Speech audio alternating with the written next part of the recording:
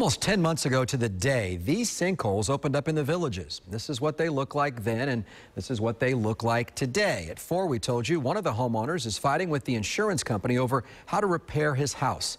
New for 5, Channel 9's MYRT Price is live there now. And MYRT, what's the issue between the two sides right now? Well, the homeowner who lives in this house right behind me, he told me that his insurance company doesn't want to do the type of fix that an engineer who he hired suggested.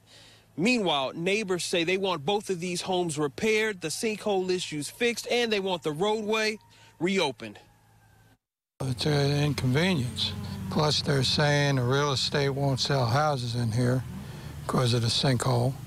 Neighbors here in the Villages along Southeast 79th McLaurin Terrace say they're tired of the streets being blocked off and looking at these eyesores. These two homes have been vacant since February. That's when sinkholes opened up outside and even underneath them, forcing the residents out of the homes and forcing the Villages to close the roadway. Frank Newman owns this house, and he told us since February there have been more than a dozen sinkholes that have opened up in and around his home, in front and in back, on the golf course and in this retention pond. He recently met with the Marion County Code Enforcement.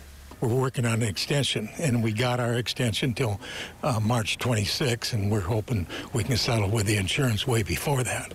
The extension gives him more time to repair the damage and fix the sinkhole issues in order to stabilize the home.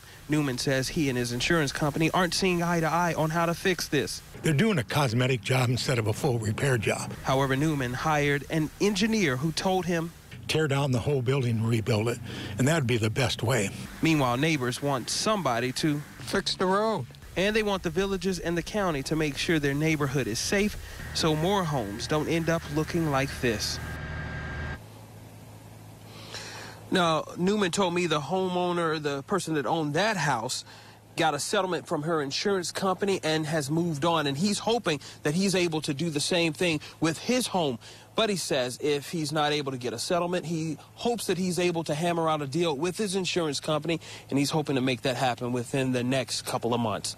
We're live in the Villages. MYRT Price, Channel 9 Eyewitness News.